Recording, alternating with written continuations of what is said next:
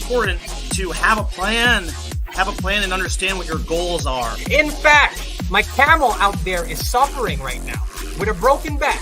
So I actually found Pepe when it was only a couple of hours old, and I'm like, oh, this is a funny meme. Oh my god. Yo!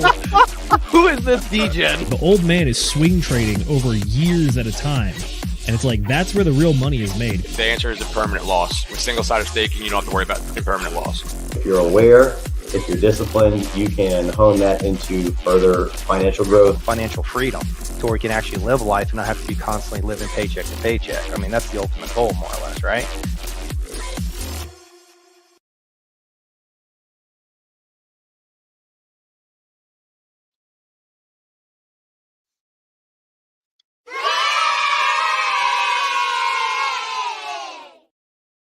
Ladies and gentlemen, boys and girls, crypto degenerates, ducks and squirrels, welcome to this here Degen Roundtable Book Club, episode 40.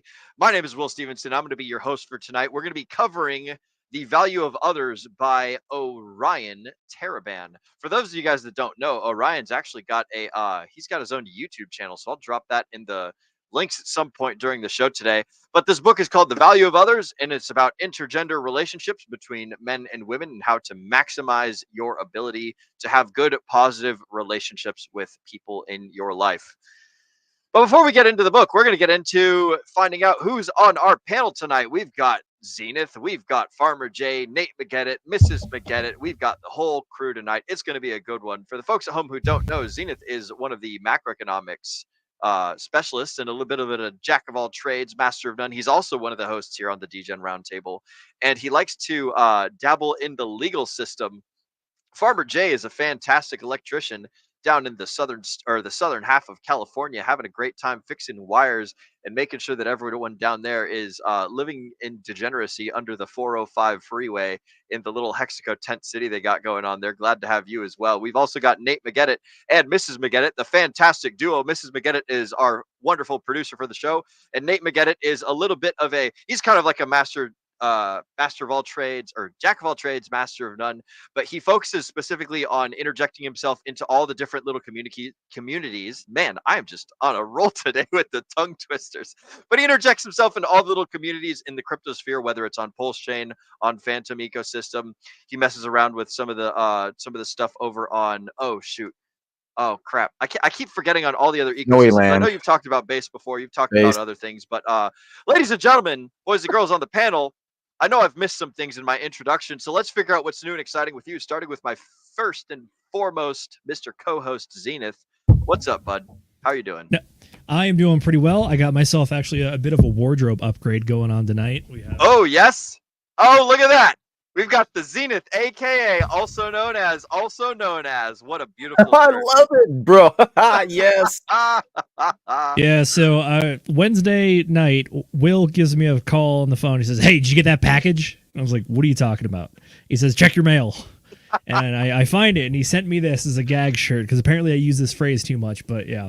You don't use it too much. You use it just the right amount, also known as the correct amount. So it's one of the pet words that Zenith likes to say on the show, and I happened to see it as I was scrolling through Amazon like a total degenerate. But dude, that looks good on you. That's an excellent shirt, and that's the Zenith, also known as AKA man. So yeah, much appreciated, man. How are you doing? Real quick, actually, no, we'll get thoughts on the books after we do chat shoutouts. We'll do that. So, anything new and exciting with you other than t-shirts and feeling good, bro? Not much. I've been doing a bit of a media tour lately, hopping on other people's streams, because no good deed goes unpunished. So you make a good presentation once, and then people ask you to come on another stream, and then another stream, and another stream. So I guess it's just suffering from success over here, but we're very happy about it. Love to hear it.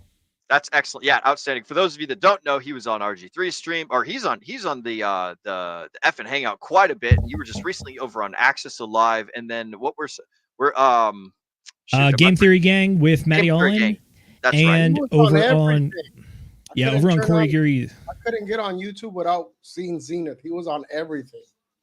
That's excellent. Yeah, and then we also hung out with Corey Geary. He runs a community show on Fridays. Not this Friday though, because he's traveling right now for some business stuff. But yeah, I try to hop on his show. It's at like 12 p.m. Eastern time on Fridays. It's a community show, so if you want to get on there, You absolutely can hang out with Xskins. Frank is usually on there. I love hanging out with Frank as well. Hell yeah. Well, outstanding. Good to hear. Mr. Farmer Jay Broski, what's new and exciting with you, my friend? How are you doing?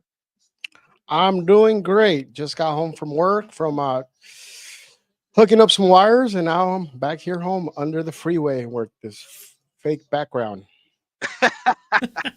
I love it. I love it. You've been talking about living underneath the 405 since like before I ever met you in real life, and I just knew you as a random person on the internet. So shout out to you keeping your brand alive and keeping it real over there. Love to hear it. Mr. Nate, how are you doing, broski? What is new and excited with you, my friend? Oh, well, what's new and exciting is I don't have a camera today. I did some rearranging of all my stuff around here, and it just so happens the perfect place to put my computer tower is very far away from where my camera usually goes, and so I've got that's there. But other than that, yeah, no, I've been I don't want to say a media tour, right? But there's been a bunch of different little things that I've been on. You know, a lot of X spaces, just kind of traveling around there. I was in just yesterday. I was on talking about Getty and the Genius Protocol for a couple of hours, and then literally immediately from that, I had to leave a little bit early to go hang out with Crypto Conspiracy or Conspiracy Crypto. And I'll tell you what, that was fun. You know, because it's fun to talk about, you know, crypto and all that, but once you start getting to the weeds of like, you know, weather manipulation, which was the subject as of last night, you know, there's some very interesting like little parallels, and I kind of like how a detective would do it. I love taking the little dots and start connecting them together. Whether that means it's actually true or not, it does not matter because the entertainment is in the speculation of it. So no, I had a good time. Yeah, it was good. I caught a good bit of your guys' stream there in between sessions of working out and things. So I enjoyed every little bit that I listened to, and I was glad that you guys were able to have that excellent meetup and doing all the cool stuff for there. Ramon's a good dude. I fucking love Ramon is a great guy. Yeah, we talked for a while after the show, and I'll tell you what, he's a fantastic guy. You need to absolutely go over there, subscribe to his channel. It's literally just Conspiracy Crypto. Just type it in, you'll find him there. And yeah, no, he is absolutely fantastic of a man. Excellent. Well, glad to hear that you're out there making friends and shaking hands, kissing babies, and all that good stuff. Mrs. Producer, Mrs. McGettit, how are you doing? What is new and exciting with you? Hello, I'm doing, we're surviving over here, quite frankly. I hurt my foot a while back, as you guys know. And then Nate, he's pretty sure he broke his toe about 3-4 days ago now.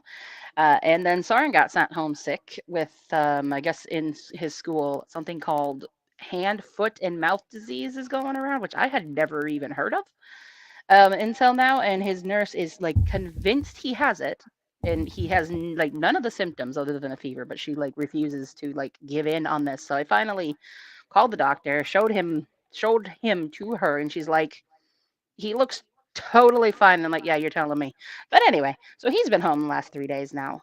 He stayed home 2 days last week too. So the whole family is just like here having problems. Hopefully getting better soon. My foot feels much better. I'm mostly better. So now I've kind of taken over doing all the running around. Well, Nate recovers his toe. So yeah, that's what we've got going on.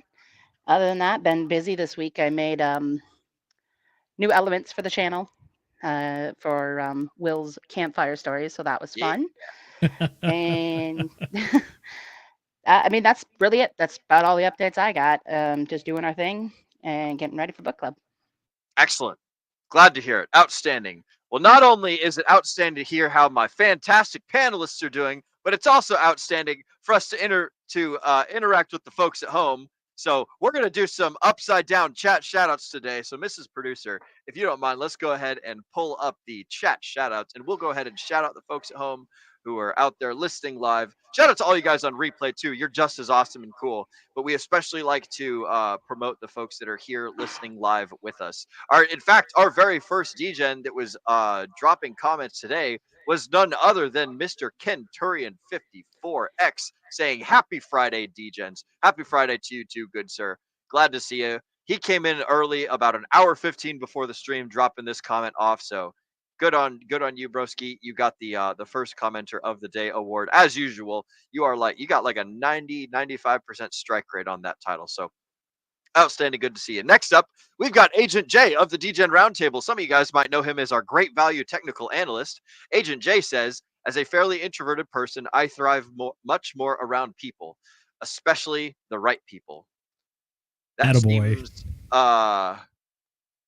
seems what's the like a Yeah, a little bit of a misnomer. self. Oxymoronic. Yeah, it's well something of that flavor, but it's like, wait, you're introverted but you thrive around people? That's interesting. I get a different look on that, right? I think Hey, hop more on the like stream. this. Right. I think ahead. more so not so much like I thrive around people because I'm the same way. I actually hate being around people. However, if I'm around people and doing things with these people, just doing things, then I thrive. Oh, okay. So you can't just be like sitting in a chair. We have to at least have a fidget spinner or like a basketball or maybe a bunch of mouse traps that we can like slingshot at each other.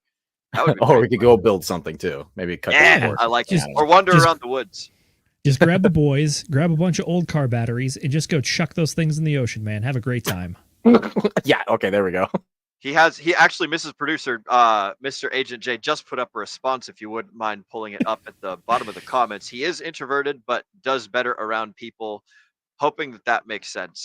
No, it does. So if you look at I the guess so. Myers-Briggs type indicator test, the first indicator that they have is, are you extroverted or introverted? And what that refers to is where you draw energy from. Like, what makes you feel refreshed or recharged? Is it being by yourself or is it being with other people? That's really it's a more academic explanation of that one. But yeah, it gets it's a continuation anyway. So it's like you could be anywhere on that line. You don't have to be at either end. You can be somewhere in the middle. It's okay. Okay. All right. Well, I need to go do some learning then, it would seem. I'm living in the world of black and white when we're all existing over here in the Degen Roundtable inside 50 Shades of Grey. But enough of that silly humor. We got more chat shout outs to get into. I will touch on that. We'll conquer that problem later, Jay. I think that there's probably some stuff that is in the book that we'll reach out and talk about. But next up on chat shoutouts, we've got Mr. Bright Light Crypto. Ayo. What's the Magic Conch say today? The Magic Conch says, "Drink me." Oh, I guess I'll do that. Oh, Magic Conch, This what is do we my do? favorite Magic Conch is Modelo. Nothing. Pacifico's pretty good too. The Magic Conch today says that there's captains and passengers and some other cool stuff that we'll get into once we get to the synopsis of the book. But yeah, good to see you, Mr. Bright Light. Welcome to the show. Up next, we've got Mr. Funk Master Hex. Friday cheers, fellas. Friday cheers to you too, good sir. Always coming at us with the raised whiskey glass. I bet you that Funk Master Hex is actually what's the dude's name from Trailer Park Boys? Is it Randy? Ricky. No. Ricky. Ricky. No, not Ricky. The guy who's always got the drink. Oh, the Is it Justin or Jordan? no, Julian. the trailer. Oh, it is Julian. Yeah. It's either Julian, Julian or the guy that's like the trailer park manager. Leahy. No, not Jim well, Leahy. No, not that dude. No. Funkmaster Hex Yeah, is Julian, actually Julian. For sure. There's like the scenes where like getting a car wreck and he like crawls out of the wreckage and he's still got his Still got his glass. Yeah. Yep. Shout out to you, Funkmaster Hex. Welcome to the show. Next up, we've got Russ coming in, wanting us to know if you got the package. And it appears that Mr. Zenith did indeed get that AKA package. So Don't worry, good I to got see you, Will's Russ. package. Oh Jesus! He gave me his Christ. package. Somebody clip that. Clip that And and put it on. demonetized. Clip that and put it on. I don't know, OnlyFans. Hey, if we're demonetized, that mean I can play all my memes that will get us demonetized too? Farmer's Yes. face. Look at Oh man, I it's agree like with you, this Farmer. This is the freedom moment. Don't send us in any more super chats, guys. Now that we're demonetized, but like, Oh, no super chats tonight, boys. yep, none tonight. All right, next up. Speaking of more stuff going on tonight, we've got Mr. Hex Glenn saying happy Friday, guys. Happy Friday to you too, Mr. Hex Glenn. Welcome to the show. Glad to have you with us here, watching live. And then scrolling down. We got Mr. Hexagon Lost in Asia saying go Dodgers. I don't know who the Dodgers are, but It's Dodgers, man. I guess they're Baseball. dodging wrenches, dodging trucks, dodging dodgeballs, something like that. Is this a dodgeball team, the Dodgers? The No, good it's a old baseball LA team. baseball team. Ooh. Yeah, you definitely want to dodge the baseballs. Those things hurt when they. They're playing right now. Oh, they are? Oh, It okay. might or might not be on the big screen that way somewhere. Go Are support. they the ball. are they making the playoffs, or what is it, World Series? Are they making the series? Game 5 of the division series. Winner go home. I mean, I want to loser go home. see. I want to see the Dodgers play the Seattle Sonics in a game of hockey. That's what I would like to see. What? Baseball team against a basketball team playing on the ice in a sport that no one's trained for. I would pay good money to see that. I Can think they beat each other up with hockey sticks and bats and throw yeah, they balls can at do each whatever. other? Dude, this is Calvin for all? ball, baby. Free for all. Fuck No yeah. no holds barred. All right. Tackling each other We've too. still got like some football. more we've still got some more to do in the shit, man. I'm just like brain foggy all maybe I gotta stop drinking this Brandon Medella. We got Tam Tam saying, "What's up, fam? What's up, Tam Tam? Good to see you. Welcome to the stream."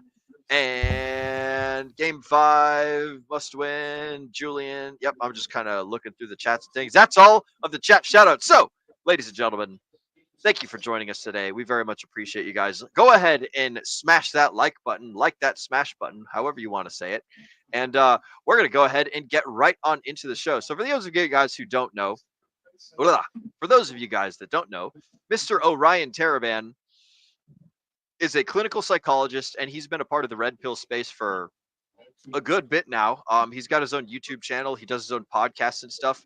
And one of the things that he focuses on in this book is like the way that men and women interact with each other. So I highly recommend this book for everybody from a clinical diagnostics and description perspective to learn about how men and women like interact with each other. If you really, really, really want to get down into the nuts and bolts on like how people interact, and you want to look at human interaction as more of a math formula than as like a fancy woo-woo magic like thing that we don't know how to control or whatever, then this book is the place to go.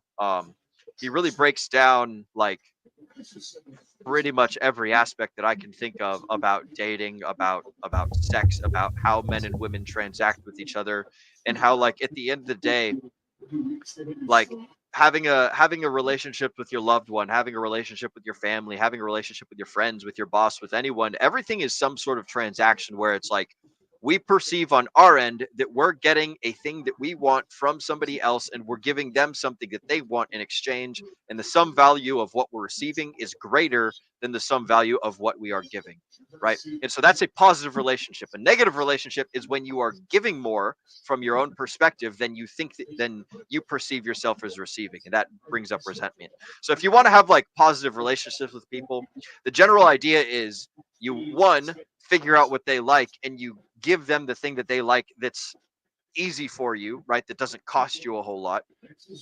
And then 2, you make sure that you get what you want out of your interactions with people. So you're satisfying yourself, you're satisfying the other person, and both of these processes, like you paying the price to satisfy someone else is very low, and the amount of value that you receive from the other stuff that the other people are doing is very high. And that's generally how you have good relationships. So I'm going to go ahead and stop stuttering, and I'm going to read off the ChatGPT summary of this book because it probably does a much better job explaining it than I do. So, in The Value of Others, Orion Taraban uses the captain and passenger analogy to illustrate power dynamics in relationships. Oh, excuse me. That's one very specific part of the book that we're going to get into here in a little bit. I'm going up to. All right. So in The Value of Others, Orion Taraban explores the dynamics of human relationships through an economic lens, emphasizing that connections are fundamentally about mutual exchange. Taraban, a clinical psychologist, presents a model where individuals engage in social and romantic relationships to trade valuable commodities, whether emotional support, companionship, marital benefits, sex, etc., etc. And he argues that understanding these exchanges is key to navigating the complexities of human interactions.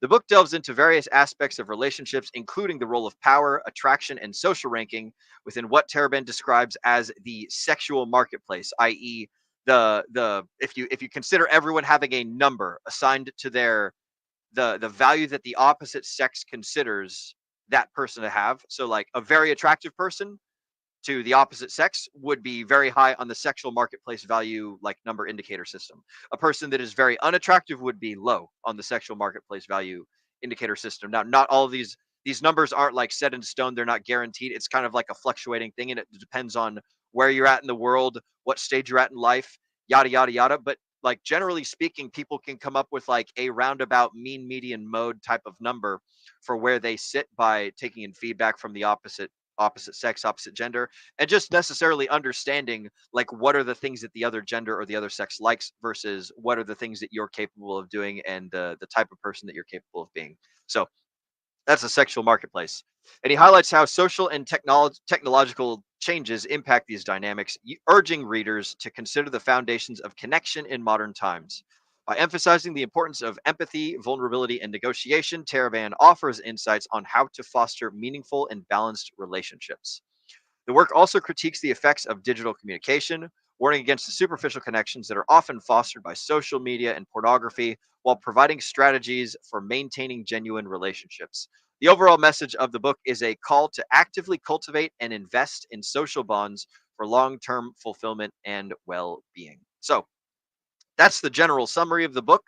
And now I'm going to kind of go into a little bit more of a moderately deep dive on like some of the specific topics that he covers. So there's about 10 topics, stuff like that. And so here we go.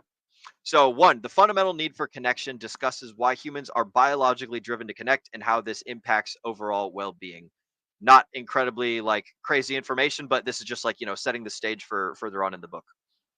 Next, he goes into the neuroscience of social bonds. Again, he's a clinical psychologist. So he explores how the brain works, such as mirror neurons and oxytocins, and how it influences empathy and bonding and all that other nature. So you could call this more of like the firmware and the software that is inside of our brains as a function of evolutionary psychology. Like humans wandering around the earth for however long we've been here, whether it was 100,000 years, 10,000 years, whatever the hell the process is.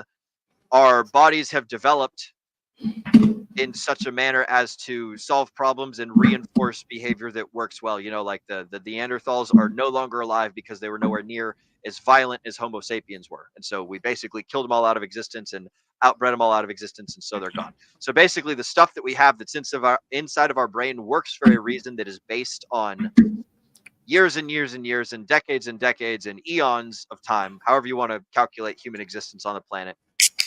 It talks about all the firmware and all the software that is basically the way that your gray squishy brain works, and the way that your hormones release, and the effect that has on the way that you act and the way that you feel.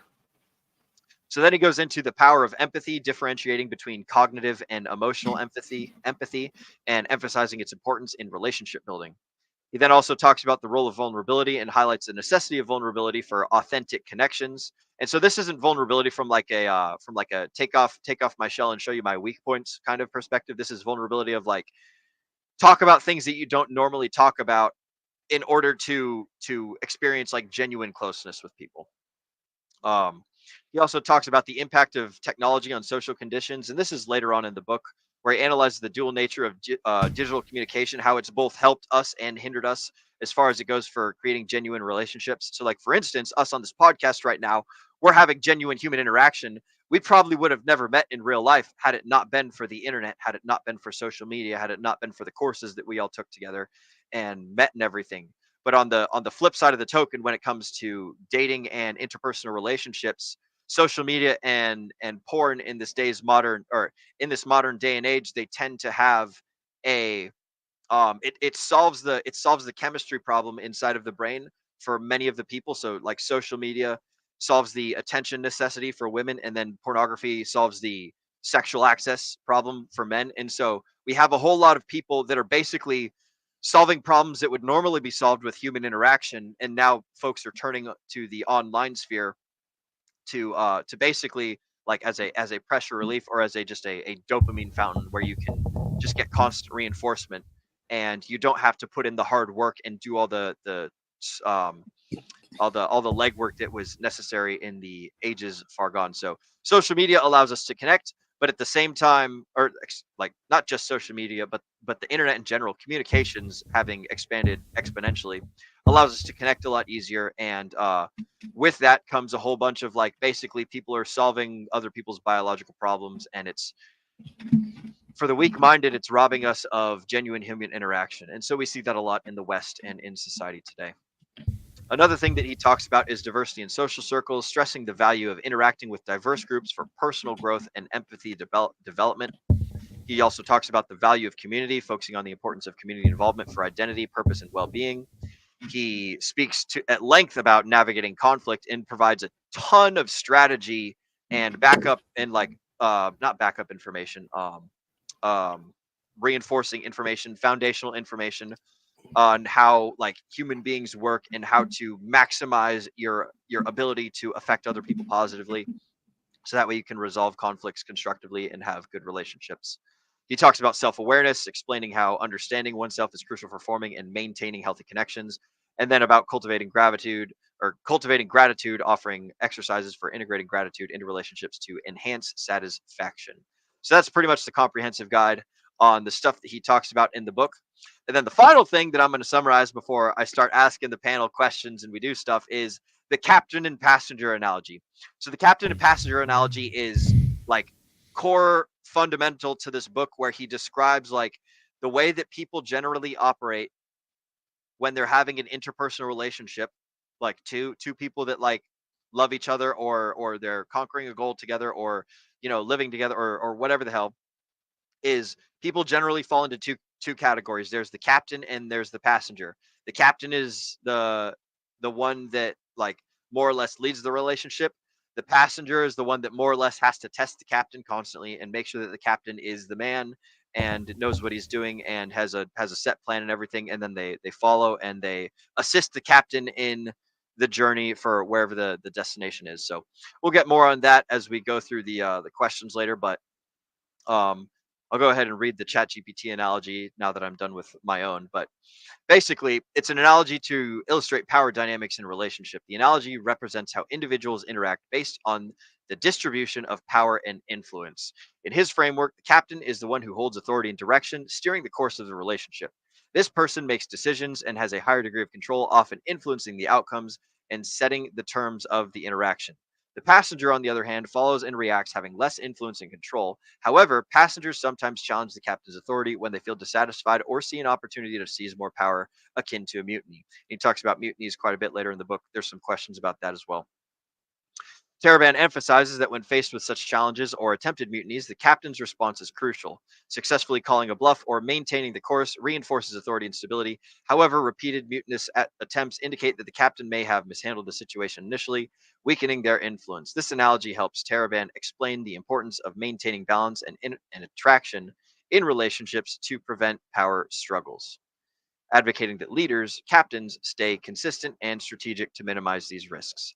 Now, I will say that traditionally speaking, captains are most often men and passengers are most often women, simply as a function of what is the thing that the other sex is attracted to, right? So men generally have a lot of testosterone. They take a lot of risk. They do a lot of stuff, and they are not the sought after of the two sexes. Women are the sought after of the two sexes. So because the women are the sought after of the two sexes, then generally speaking, women have more choice, women have more opportunity, and women don't necessarily have to go out and about into the world to like prove themselves via their acts and their risks and their business acumen and their leadership and stuff like that.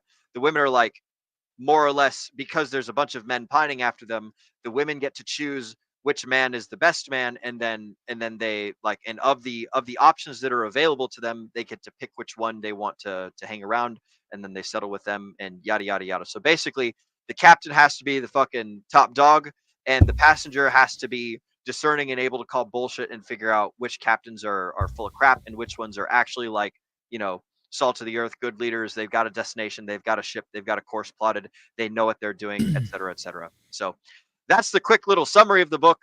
I want to get thoughts from the panelists. If there's anything in this book that stuck out to you, or anything that that you guys have in particular that you would like to talk about, I'm going to be taking some notes, and then we'll go ahead and start with the questions and get on into this show now that we're 30 minutes into the stream. So, Will, I got to say, I'm very proud of you because you've embraced our seagoing traditions and picked a really good book about the Naval Ship Handler's Guide, about how to be a good captain. And in particular, understanding how single prop rotation works and how prop walk works is very important to being a good captain. You see, Yes, the it is. density of water is denser the lower you go, and there's the Coriolis effect of a prop that turns one direction. Therefore, your ship might go one. I'm glad that we've got that sorted. Yeah, alluding to what Farmer Jay said earlier. Yeah, the ship captain analogy I think is a very good one. And to summarize your longer summary, I personally found the book really had 3 different sections to it. The first was basics of the way that this guy constructs the lens in which he views relationships. Second is more what I'm just going to call generalized game theory. And then third is the 21st century analysis and application of his ideas. So in the first part, we do talk about the ideas of like everything. It looks at a raw statistical evaluation of interactions between men and women in particular, but it can also be generally applied to just any relationship that you have. The idea is that the entire reason you have relationships with people is because they have something of value that you were trying to receive from them, and conversely, you were trying to offer something of value in order to coax that out of them. That's the basic of it. So I'd say that it's possible that people might not understand this book or just kind of try to dismiss it and have a bad taste in their mouth because it's less of this book and more of this book. So it's less how to win friends and influence people and more the prince. That's where you get into the game theory part. What you got? So I would say that while he does describe, I see where like how your interpretation of like the prince comes into play here, because it is a little bit Machiavellian, because he more or less describes like, hey, this is how you manipulate people. But then like you can look at manipulating as basically just a tool, right? So if I want to make someone feel good, then it benefits me to be it benefits the relationship for me to be a manipulator. If I want to make someone feel bad, then it detriments the relationship if I'm a good manipulator or something like that. So it's essentially what he's trying to teach in this book is like, hey, here's the tools, right? Here's a set of matches, and here's how to start a fire. Like, do with this information what you will. But yeah, it could definitely be like if people get this information and they misuse it, then like that's also a detriment as well. But the book is kind of like, it's kind of empowering information, and it's not so much about like pay attention to other people. It's like, hey, this is how the engine works, and if you want to have like a car that runs for a long time, then it behooves you to understand how the engine works. And also like like sometimes some people will go and they'll floor it, and they'll do some drag racing, and they'll go like cruising down the street and crash into shit or something like that. I just see this book as basically a framework of like how, as a, like, I have not read The Prince by Machiavelli, but I've heard a lot about it. So my general understanding of it is that's more of the like, oh yeah, fuck everybody kind of deal. So I don't know, correct me if I'm wrong. The Prince is more of a book talking about political gamesmanship, shall we say. It's like the original political game theory. One of the best ways I've heard described is that when people write books that are kind of groundbreaking, what they do is that they summarize principles that everyone kind of like knows or has dabbled with, but puts it into words on paper in a way that is easily explainable and understandable. It's like we all kind of like understood like how politics works and like the gamesmanship that goes on with that. But Machiavelli was one of the first people that really like put it down on paper and explained it in a way that was concise and able to be pointed at. So what this book is in particular, I think, is I would not be surprised if critics of this book call this book a guide to sociopathy, so to speak. And what I mean by that is if we go by the textbook definition of a sociopath, is that sociopathy is a non-diagnostic term for antisocial personality disorder, a mental health condition that involves a long-term pattern of manipulating, exploiting, and violating the rights of others. Or others would try to include that in the violation of trust or relationships of others, which is where this might come in. I think this book does a good job of towing the line in a very ethical manner and trying to do a very realistic and logical breakdown of understanding relations, the game theory behind it, and honestly just like the raw negotiating tactics of everyday interactions. Because that's really what it is. And I think that's what a lot of the second half of the book dives into. So I do think this is a very nuanced book, and you kind of have to have a level of understanding coming in. And I think like a good precursor to this is I'm gonna shout out our boy here, Homath. If you go and watch his stuff on the levels of Where did Oh, you gosh. get? Send me a link where to get that book. I need to get that book. I love home math. Yeah, the levels of consciousness, which is that it's similar to Pavlov's hierarchy, which is that you have to meet certain levels before your thinking can evolve to the next one. This is a book that operates on a rather high level of thinking to begin with, because it assumes that pretty much basic needs are met, and it assumes that people are capable and willing to have higher level order discussions about what's going on here. So that's where you get into the breakdown and analysis of what's going on. It's very much a one-on-one interaction descriptor book, which is that one of the critiques of this book that I have is that it, in general, is not going to describe societal level things or interactions or forces that go on. Because what it really focuses on is your relationship with other people, and you can only have relationships with individuals. If you have relationships with a society or a community at large, that's more of like an internalized idea about what's going on. Yep. It's less, that stuff is not going to be covered in this book. What this book is going to cover is very much one-on-one interactions and kind of just approach everything, even including relationships, as always negotiating and always kind of playing the game. And even in the book, he does talk about the idea that some people are going to fundamentally reject this idea.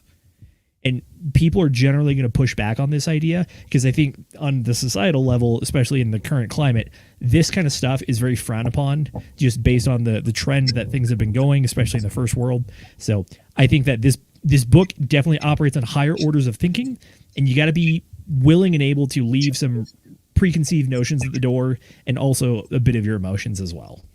I just like to add, I am a fan of the host, but not very much the math.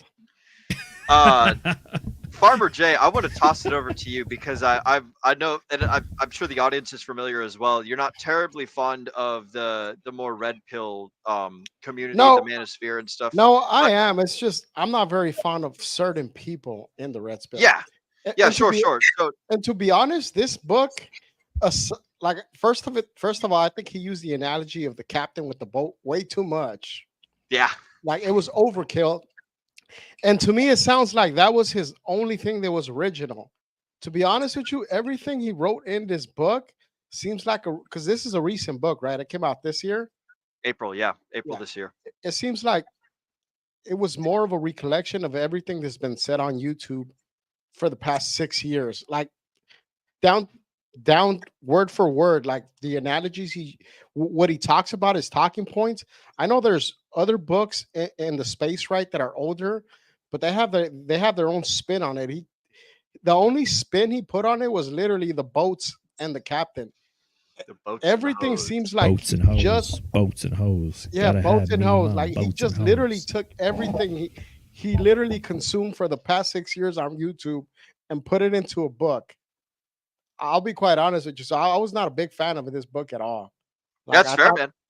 I thought he was, and then I saw his picture and I looked at him and I said, "This is a goofy looking fool. He can't teach me nothing." Yeah, I mean, there's something to be said about like the way that a man presents himself, and it's I thought the same thing.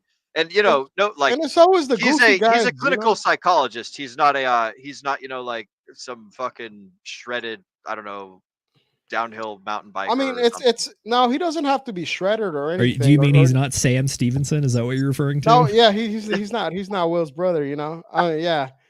But I just think that like I usually have a problem with people that speak on subjects that they have no knowledge about, like I don't know how old this guy is, right? But I think he's a little older, right? But a lot of the guys in the space, especially younger guys that are like you said, I don't really like too much of the red pill space. And it's mainly the younger guys, right? Like they have no life experience. They're like 21, 22, 23, trying to teach you about life. Like shut your mouth and get back to, grinding in life. But instead they want to sit here and be like life coaches and stuff. So this book, like I said, I think he took most of the points that I've heard over the past 6 years and he didn't even try to put a spin on them. He literally just copied a bunch of stuff he heard and put it in his book. Like I said, other than the boats and the captain's part.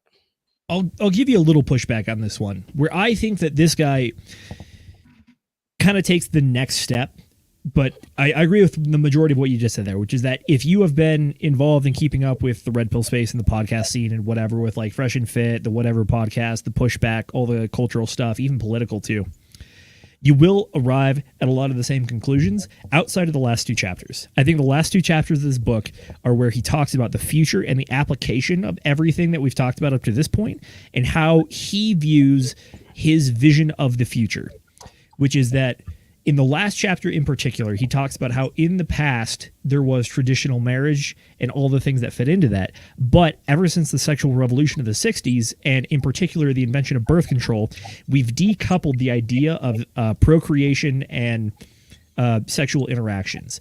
And that has been one of the things that has gone into that, along with the sort of rising tide of economic standards and requirements for how to live. So the final posit of the book is where the author, this is the original part, this is where I think he actually writes his own stuff. He posits the idea that similar to how the interactions are people having interactions with other people to extract value out of it, people are going to extract individual value out of individual parts of what used to be marriage as a whole, but now is going to be more of a deregulated, segregated part about like having children, having companionship, having friends, that kind of stuff. That's his take, where he lays out the idea that his vision of the future is that people are going to start to piecemeal this. It's going to become a la carte. Instead of buying one airline ticket where everything's including like the ticket, the seat, the no upgrades, the meal, the bags, it's no longer that. It's you have to find all of these things individually, I mean, this and is that not people the are going to be future, more though. open to the idea. This is currently. This is not the future. This is currently. I think he describes it in a way that is even a step or two farther away from what's going on right now. Because he talks about the idea that people are still clinging to ideas of the past, and it's similar to like the old Henry Ford idea of. But that's mostly if you ask men that are clinging to that idea. I don't think women do not live in that. Women are not going back to traditional ways, and anybody that thinks they are is out of their freaking mind. What we have now is what we have now. And that is one of the premises, is that there's no going back, there's only going forward. Yeah, and I think for the most part, the people that still have the idea, it's men, because men have always been the true romantics. Men think that we're going back to the 1950s, and we're not going back there. Yeah, I would almost argue it's actually age striated, which is that I think younger generations are more picking up on the idea of what you're referring to. And I don't know if it's more of a men or women shift, but I think it's more of an age split, which is that older folks who are, I'll call it like 40 plus, are probably going to. Yeah, well, it's not that they drank the Kool-Aid. It's just, it's what they know. It's what they saw and they experienced. So if you experience one thing, but you have not been experiencing the new trend coming behind you, you're not even going to be aware of what's behind you. You just know what you've already seen. All right, guys, I'm going to hop in here and I'm going to cut this conversation short because, I mean, this is great. We're doing awesome, but we also have another panelist who's joined us. We've got Agent Jay, the great value technical analyst. Jay is something of a wise man in the ways of dealing with women and understanding relationships and stuff himself. I think Jay, Nate, and I, Zenith, like we're all like, and Farmer Jay too, like we're all familiar with the red pill sphere, with like the discussions that have been happening over the last 10, 15, 20 maybe ish years about like how to deal with women and the interesting information that's come to light online, and how basically like the world that we grew up in and lived in was a lie. But Jay, I'd like to get you to weigh in here, broski, and also tell us what's new and exciting with you, bro. It's good to have you on Book Club, man. Oh, well, I'm glad to be here. Thank you for the invite. Just a full disclosure, I did not read this book whatsoever. But but Will invited me on. And I was like, well, you know what? I just finished up work.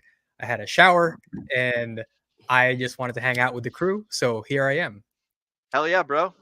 Hell yeah. So like, have you listened to any of the show and whatnot that we were talking about before? Did anything stick out to you?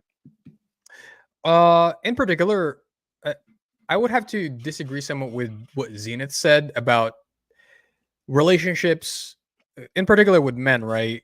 That we go about it a la carte now. I would actually argue, Z, that we've always had to do things a la carte, right? I'm not arguing this. I'm just trying to recap what the book is saying. Because believe me, I have my own thoughts on this. Yeah, I would disagree with the premise that men are choosing partners a la carte, like personality traits per se. I don't think that applies to women either, right? I think for the most part, the idea of a turnkey relationship that does not fucking exist. That's a fantasy. Wouldn't you guys agree? Yeah. There's no such thing as a turnkey relationship, right? I think so. This is obviously a personal, very subjective opinion, but I think I did pretty well in getting as close to possible as a turnkey relationship as I possibly could, right? I vetted the waifu very carefully before I ever considered her for marriage, but we're coming up on our 3rd year of marriage, 4 years together. And I can tell you right now that in those 4 years, there were significant things that she had to be coached on in order to like course correct some of the things that I did not like. And so that we can maintain a fairly, I always joke that we're about halfway to the average length of a relationship, because a relationship lasts about 7 years before it dissolves. So I think we've done pretty well so far, but she didn't come in perfect, nor did I, right? There were things that we had to work on as husband and wife that allowed us to keep this course in the correct direction, right? Like captain, first mate, right? We had to stay we had to be on the same course. Otherwise we would get nowhere. And so like that took a lot of work, and she didn't come in turnkey, right? I guess is the point that I'm trying to say, right? So I would have to disagree with that premise if that was one of the ideas that the book presents. Yeah, overall the idea is kind of like this. In able to have the best possible relationship, you need to be 2 whole people coming together, not 2 halves coming to as one. So I would agree. Yeah, exactly. And the The idea married people have to answer that way so they don't get hit. Yeah. a lot of the so when it comes to a la carte, right, the idea of being able to kind of like pick what you want here, pick what you want there, and be able to kind of throw it all into one customized package is just absolutely not going to happen. And if it is going to happen, you need the kind of leverage that is absolutely insane. And even when you get to that kind of leverage, you're still sacrificing something else, because you know a 10 out of 10 man going after like a 5 out of 10 girl, right? So to say, to use those numbers, right? As far as the leverage goes, even you may be able to get a la carte relationship based on that, but at the same time, you're still not getting that 10 out of 10 girl now. Okay. So as a man, you're always going to want the more beautiful package. So the idea is basically this: try to equalize leverage as much as you can to equalize as close as you can. And then from there, you start working together to be able to customize each other based on your needs. Yeah, I would agree. A little bit of give, take, and go on each side. Yeah, I would agree, because the idea of turnkey property, like implicit in that idea, is built in that people come in, like some people come in perfect, and obviously that's not true, right? You don't get everything you want in a person. There like is no unicorn. Yes, like Nate said, well, unicorn in the sense that probably a fantasy, like a unicorn in the sense that you can find people, in this case we're talking about women, right, that you could find women that are so completely opposite to what to what Western women are nowadays, that you could basically consider them a unicorn, right? I in that sense. But getting back to the point, right, that you could, like Nate said, you can leverage your skills as a man in order to get as very close to your ideal partner as possible. But at the end of the day, if you want something that lasts 25, 50 years plus of marriage, if you were so to engage in marriage, then you're going to have to work on a lot of coaching, right? Yeah, and see, the thing is, like, especially when, you know, I'm looking over at the person right next to me, the reason why we have survived is because, number one, we both agree with the might want to say gender roles, right? Traditional gender roles. We both agree with it. And the idea is kind of silly, because for me, it's like, I really don't want to have to stay home and do all like the cooking and all that. I really actually don't like that. I don't enjoy it. I prefer to go out, you know, I prefer to, you know, grit my teeth and start getting down to work and just bringing home the bacon, so to say. Whereas she would prefer not to do that. She absolutely hates going out and having to work hard and do all that. So, you know, I'm like, hey, you take care of my home. All right. I will make the home and I will provide for it. And then she sits here and she it's like I provide the home, which is very fascinating in this type of relationship, by the way, too. So it's fascinating because I'd be okay with nothing more than just a computer, some walls, and a roof over my head. I'm good to go. I really don't need anything else. But for some odd reason, she's all like, oh, we need to add this, we need to add that. And there are things that I didn't even know I needed. And I've always been using this example, and I'm about to use it again, honey, is she one day found this little battery dispenser thing. You just simply put your rechargeable batteries in there and you simply can just, you know, pop out a battery. Cool. I didn't know I needed that. It is the coolest thing in the world. It's so small, right? But it's small little things like that she thought of one day because You don't need that. she's got time to take care of the home, my home, right? It's those small little things that is like, wow, okay, this actually improves my life. What do you call that? Quality of life improvement, right? That's not something that me going out working overtime all the time is going to think about doing, nor put in the time to try and figure it out. So yeah, there are certain individuals, and it's when it comes to like the red pill space, there are those who have basically been kind of hurt in their life. And for the most part, they have a tendency to just say, hey, if she's not perfect right off the bat, get rid of her instantly. And they completely reject the idea of she can change some things, but there's a little bit of changing for yourself as well. The idea, and he even used this in the book, is like the type of wood you're using is the type of wood you're using for your ship. So stringent and stern that and there's no movement in it, that the second a really bad storm comes along, the ship is going to break, and now you've basically killed off all the passengers. And so the passengers will not get on your ship because it's a poor quality ship. Or is it stern enough where it can withstand, you know, getting hit and everything from like rocks and all that, but at the same time, when there's like a really bad storm or any of that, yes, it is going to have enough movement or flexibility in it where it will survive the storm as well, and so therefore keeping everybody safe. That's kind of one of the ideas that really hit home for me when I was going through this book, and it is true. Now I may be a bit of a dickhead where it's like, hey, I said this is the way we're going to go that direction, that's it.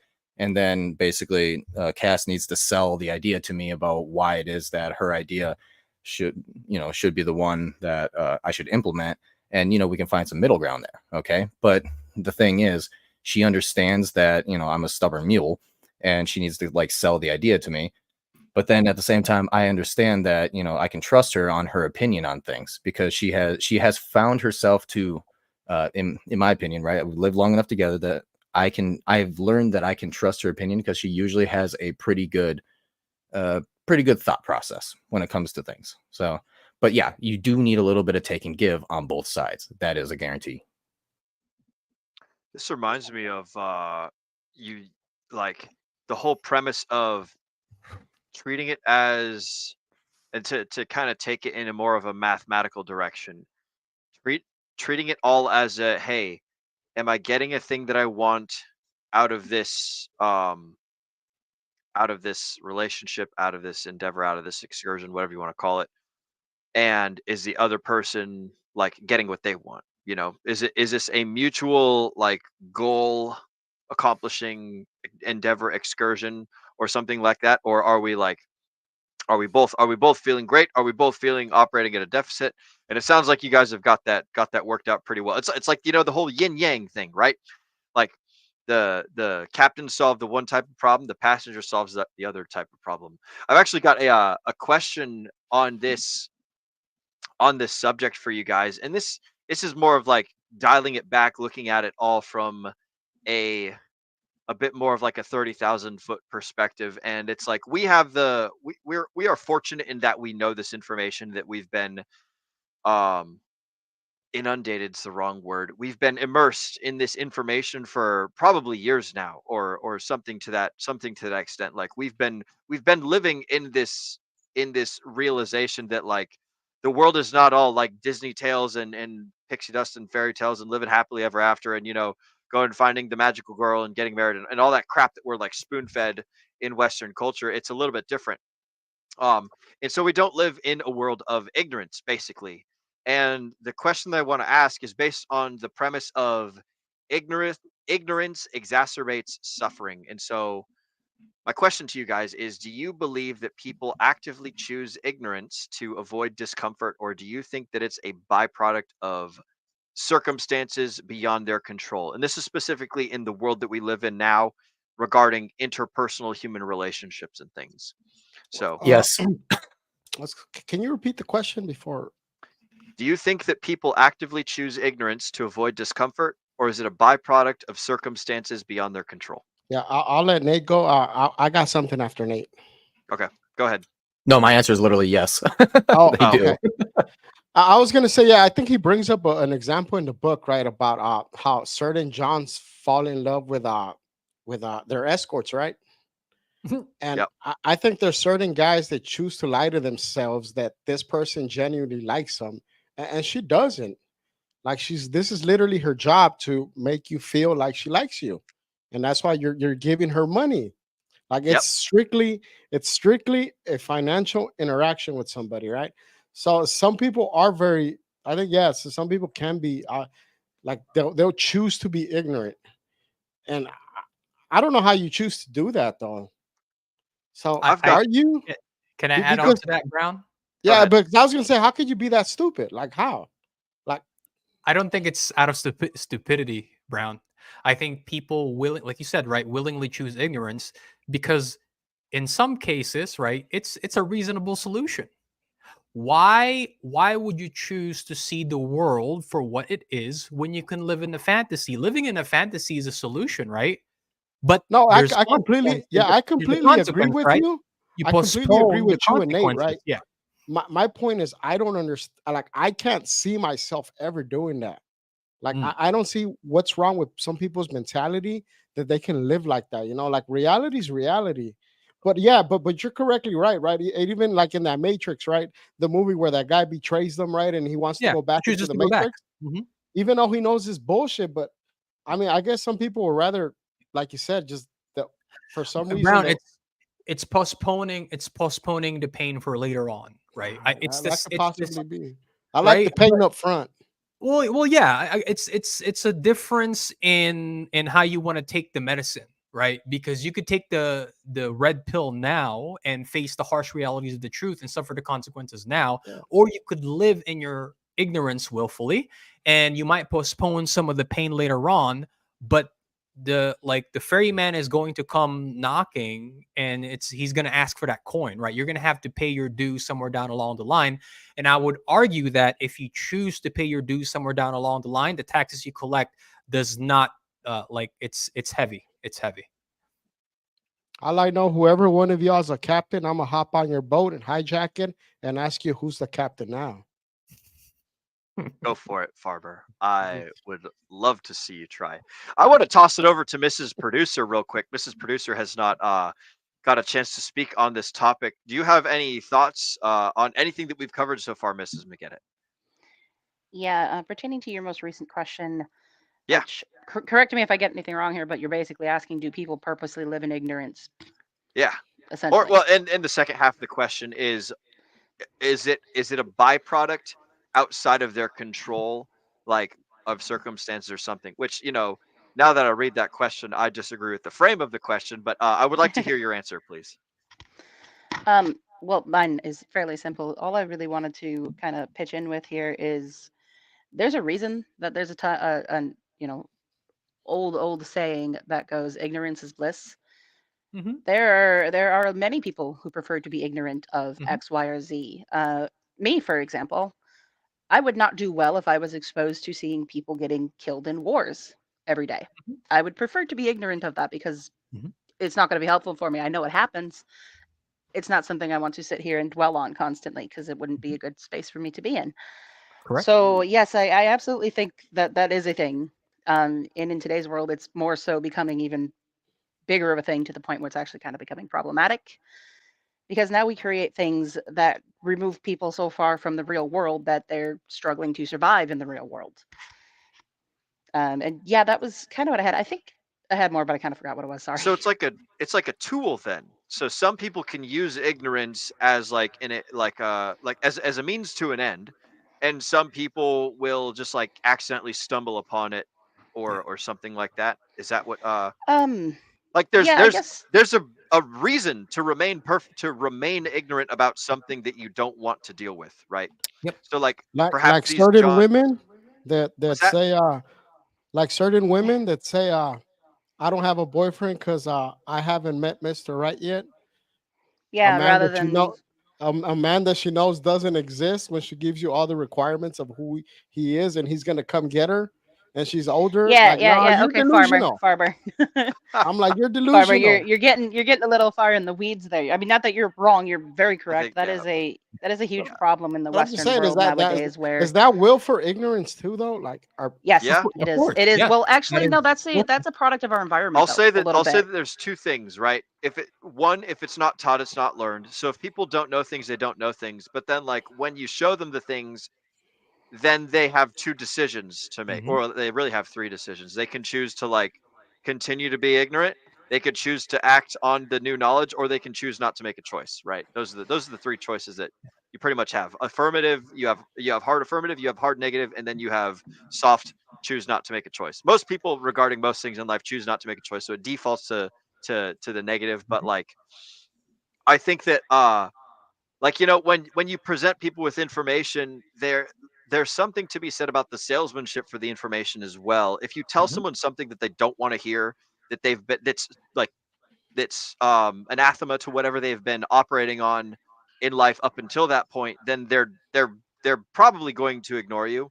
You can give them compelling evidence. You can do a good job selling it. You could do a bad job selling it. I think that all of that Yeah. plays into their decision of whether to accept the information and continue operating in ignorance, or not operating in ignorance, or to disregard the information and just keep doing the thing that they're doing anyways. So it's like Yeah. there's probably got to be a lot of nuance to it, I would say. Yeah, But Will, what's to up? to add on to your salesmanship point, I Yeah. think despite what people I know people feel a certain type of way about the Whatever podcast because folks, rightly so, they think that they just basically ripped off Fresh and Fit. But I Those think bad there's yeah. I think there's a marketplace for the Whatever podcast. There's a marketplace for people like Michael Sartain Yeah. because Myron and Fresh is a lot of red meat, but Whatever and Michael Sartain present the information in a more palatable way. Right. Yes. I think we can all agree to that, right? And so they're better salesmen for the majority of people, I think. And Myron and Fresh are salesmen to people who want to take the medicine up front and don't care. They don't care how bitter it is. I would say this, that the two the what is it, the Whatever podcast and the Mhm. yeah, and that guy, yeah, I think they're meant for for more of a different audience, right? I mean, there's a lot of people that claim to be red pill, but they're really not. They're more purple pilled, where they believe in a hope strategy, right? And I think like that Whatever podcast like goes more towards them, right? Because Mhm. all these guys that will sit there and insult these girls and call them whores are the same guys that after the show will go follow them on Instagram and would go subscribe to their OnlyFans. Oh, Correct. absolutely. That You stuff sit there. pisses me off. I'm like, yeah, you sit there and insult them. Like me personally, hey man, I have no problem with hoes. Y'all want to be hoes? Be hoes. I have no problem. I have no judgment. I might partake from time to time with y'all, but I make no judgment. Like if that's what you want to do. But what I don't like is those type of guys, right? That And was demonetized. demonetized. Hey, fuck it. That happened long ago. Sorry. We're Yeah, that balling, did. baby. That did. Yeah. Continue Hey, though, farmer. that was a very inclusive statement by Brown, so I don't think we're gonna get demonetized. No, that's here. just me. Those are just my thoughts on it. But like I don't believe that those guys like they appeal to like like I said, more to of a purple pill kind of audience, which is why they have such a big audience. And they do. They're very successful, right? They saw something to work, and like you said, they cleaned it up so they can market it to the mass audiences. So to me, I don't believe those guys are like true red pillars. They saw something that was very popular in a space, and they filled the need. They Yeah. cleaned it up and they sold it to the masses. I like the concept of the red pill as basically just being the idea of the pursuit of information more so than like a club of people that are Well, doing something. And if well, folks well, aren't pursuing information, like the way that you're describing, Farmer Jay, I would agree. I think that yeah. they fall into more of the purple category where it's more or less they're marketing things to people. And I agree with you, Will. Like women in relationships are just one part of the red pill. Yeah. It's just one corner of it. There's multi-sectors that, like, whether you understand the financial sector, what's going on in the world, geopolitics, it's opening your eyes to all these things, right?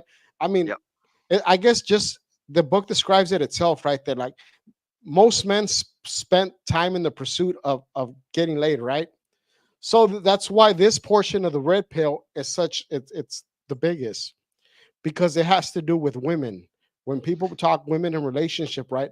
That's where more men, they'll spend time on other things, but since most of their time they want to pursue women, this is what they lean towards. Especially men that are very bad with women and can't get women. They'll go, even you see the guys on Fresh and Fit's podcast, they'll do the same thing. They'll insult these girls, but all the girls know that when they go there, their subscribers increase significantly, which is why they go on there. I think oh shoot, there's three things. There's three things in life that are always going to be relevant that people will always buy into. And it's relationships, it's money, and it's health, or health/beauty, right? Those are the three things that will always make money. Those are the three things that like you can talk about that will always, always, always be relevant. We might not always need underwater basket weavers or sunglasses makers or something like that. But if you find your way into the world of fixing people's ability to take care of relationships, helping people with financial information, and just the general concepts of money and transfer of wealth and power and other stuff of that nature, like it's always going to be relevant. So yeah, I do think I agree with you wholeheartedly that the red pill is way more than just. Yeah, and like you said, finance, because we all know as men, a lot of men, we chase money to get women. Yep. I mean, hey, it's the great it like finance is just the metric of like how it measures how valuable you are to the rest of the world. And I'll bring up Nate as an example, right? He just talked about all the stuff he wants to acquire for the person he's with, right? And there's nothing wrong with that, but that's tied in, right? Because as men, we can just live like Nate said, right, with very simple things, right? But when we have somebody in our household and children, you want to go above and beyond that, which is perfectly fine. You should, if you have a good partner, right? Like Will, see, he's perfectly fine right there. But I'm sure if he had a child and a wife, yeah, he probably wouldn't be. He would be staying there, but they would not. Yeah, I would not be in this shipping container. I don't know. Yeah, by the way, I don't like the word partner. Wife. I'm pretty sure I don't have children. No. You know what? Neither do I. Your wife. Yeah. I caught Cassie doing that real early. Right, we are. So we're like, hell no. Bringing it back to the question, Zenith, it looks like you have a thought. Farmer Jay, have you finished your? Yeah. Go ahead. Okay. Did you have anything, Zenith? I see you're off mute. Which part? Do you want me to answer your question? Do you want me to respond to the first responses? Or do you want me to talk about where we just went? Because those are all three very different things. You haven't spoken in a long time, and I want to hear your thoughts, Zenith, because you're a wise person. And so whatever you got to say about whatever you want to is, I think, going to be pretty cool. I'm the youngest person here. I don't know if it's wisdom just yet, but okay. Well, you also have the most Amish beard here, so you are probably the wisest. So there we go. No, I'm just the best at putting up barns in a single day. I like it. Let me tell you. Okay, we'll take it to the question. Do you think that people actively choose to live in ignorance to avoid discomfort, or do you think that it's a byproduct of circumstances? What's your thoughts? I think there's two ways this goes. I think that on a very animalistic, fundamental level, will people try to avoid pain? Yes, absolutely. To give a bit of a shout out to our boys Homath and Rutgerd from What If All Hist, I think they're the ones that kind of more recently popularized the idea that you're having a very biological experience as a human. And that, unfortunately, what 90% of the population does is instead of trying to think rationally about things, they just rationalize what they're feeling. So that's where you get the idea that if you are trying to just use ignorance to avoid something you don't want to avoid, that's where that comes from. The other half of the spectrum, though, is that you can only care about so many things at a single time, or even talk about certain many things. It's like the idea of what is more relevant for like us on this panel. Is it more relevant to read the Army Hand Guide for Survival in the Seer Handbook for Search, Evasion, Resistance, and Escape? Or is it more applicable to read $100 Million Offers by Alex Ramosi? Cool. Let's flip that. Is it more realistic to read the Seer Handbook or $100 Million Offers if you are in a survival scenario in like war-torn Ukraine? I'm going to argue that it changes based on where you're at. A lot of this is very contextual, and you deal with the issues that you deal with that are happening in your life. So just because you can use ignorance as a tool, as in I don't have to care about every single individual thing, because otherwise you're going to end up chasing every rabbit down every rabbit hole, and you're never going to be focused. So to bring it back to the question, though, is like, are you using ignorance to avoid the things that you think you should do, or are you specifically trying to avoid the things that are going to be distractions? There's layers and levels to it. Unfortunately, I do think that a large part of the human experience is just trying to avoid things that cause pain, even though in the back of your head you actually know what you should be doing and what is going to solve the issue, as opposed to just avoiding it. It's important to put yourself through difficult circumstances that are within your control to gain a lesson out of, or gain some sort of strengthening out of, like we are all tempted to be in the comfort zone. Something that Sam and I talk about oftentimes is whenever we start like a shower or whatever, is like we'll turn the water on and we'll walk into the water like immediately. Like, this is something that happened a lot. Or this is something I do cruising across the state, showering at a lot of like Planet Fitnesses and Anytime Fitnesses all over the place.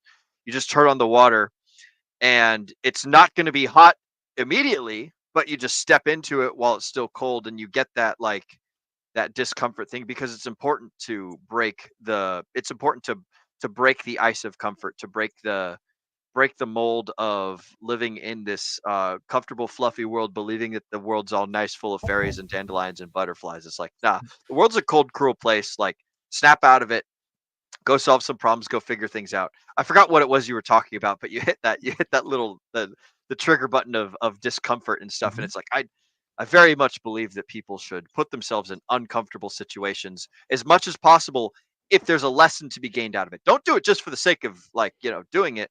Do it for a reason, do it for a purpose, like do it with a tool, with a goal, or like as a tool with a goal in mind, I think the magic word was Seer School. Yes, you did talk about Seer School, and I think, man, I don't have any of those Seer books with me, but I used to like have those growing up and stuff, from like the old World War II ones that are like plastic, and like you flip through it and it's like got pictures of like, this is how you make a snare to catch a bunny or whatever, and this is like how you make like a punji stick pit to like capture people that are chasing after you. This is a whole bunch of like really cool stuff. I don't know if it's appropriate for book club, but it would certainly be fun to throw in right after How to Make Friends and Influence People, is how to go win the war of Vietnam. Yeah. Oh man. That kind of sounds like the book that I told, that when I showed you, the dangerous book for boys, because it even has like no, excuse me, different book. I mean, if we're already demonetized, we might as well run through the list. So you have the Army Handbook of Improvised Explosives. You have Poor Man's James Bond. You have the Anarchist Cookbook. There's plenty of good army manuals that are unfathomably base that will tell you how to build improvised firearms and explosives. And like, there's plenty of stuff out there. But the question is, what is relevant to you? And I want to hear. Go finish your thought. That was the thought. I mean, the thought is like, there's a lot of like, this will go a million ways, talking about how there's like information that is like banned or frowned upon, or will get you on a watch list for ordering it in the mail. But it's like, if you do that, just go get a P.O. box, use a pseudonym, pay cash, the whole deal, whatever. But as far as the ignorance goes, ignorance can be purpose driven to focus, but if you're just using ignorance to avoid living your life, that's just going to put you further in the pit. Yeah. Ooh, that's a good summation right there. I want to toss it over to Farmer Jay. You were talking about the the Let Boys Be Dangerous book? No, Or the dangerous. What is it? The dangerous book for boys. The dangerous book for boys. I showed you. I think a couple book yeah, groups ago. I Yeah, it also remember. has a bunch of good information in there too. Just but my point was a book like that in these books, like there should be like a place where young men should be able to have access to this information, right? But it seems like for the most part they don't want they want boys ignorant of this information, right? Like Well, that see, book I told you about, it teaches you the constellations, how to guide Morse code, even naval signals, the alphabet, how to call stuff out properly, how to tie knots, how to fire Literally a everything weapon. you just described is in Dutton's. Yeah, I don't know that's if what that's I'm. the one you were referring to, but No, I'm not. But that actually looks like a book I might want to pick up. It's Farmer, just are you saying that they want boys to not become capable men? yeah, they want us to be incompetent, dumb Mhm. followers. Little They sheep. don't. Yeah, they don't want. For the most part, society or those in charge do not want free thinking men, because free thinking men oppose ideas that are not good for the whole of the civilization. Because people that put ideas forward that are in charge now only put those things forward because it benefits them and their small circle they're in.